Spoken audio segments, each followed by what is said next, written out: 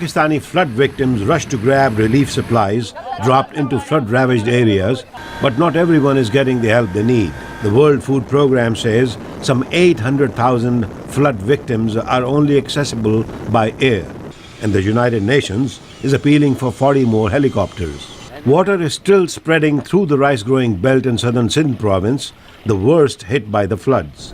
Shuja Nawaz, a senior analyst at the Atlantic Council, says he is concerned about what he calls the third wave of floods there. There's a very real danger that if this wave passes through, that it might actually affect the national highway, which connects the port of Karachi to the rest of the country. And if the national highway is breached, then there's a very real danger of the economy being constricted. Reports from the region speak about how flood victims are feeling neglected without any help from the government, such as this villager in the southern Sindh province. The government is not supporting us. We are not receiving any aid. We don't have food or drinking water. And in Punjab province, no one is concerned about our livestock. We do not have a doctor for our humans or for our animals. People are living in subhuman conditions. Angry rumblings can also be heard in Khyber-Pakhtunkhwa region. All these people here are flood survivors who have been badly affected by the floods that hit Nowshera, but we are not getting our due share of relief. The level of the disaster raises fears that Islamic extremists such as the Taliban may regroup in the misery. President Asif Zardari. There is a possibility that the negative forces would exploit the situation of this need of time, that they would exploit them to their own advantage.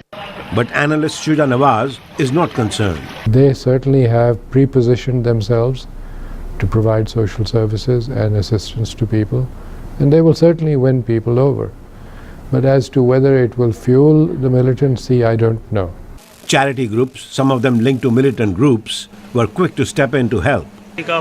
All these arrangements are from Falahe Insaniyat. These workers belong to Falahe Insaniyat, formerly known as Jamaat Dawa, a charity wing of the band Lashkar-e-Toiba. This could further undermine confidence in a government already under suspicion for its alliance with the US in its global campaign against terrorism.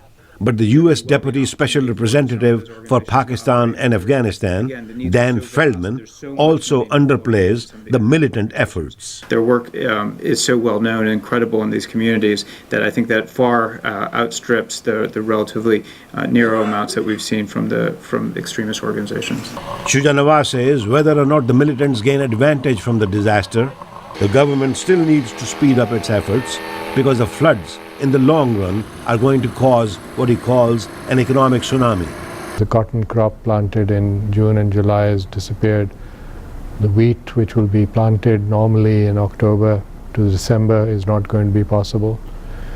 So even next year's crops are likely to be difficult to plant.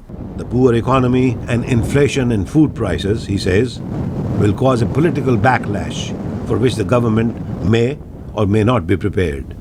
Ravi, Khanna, VOA News, Washington.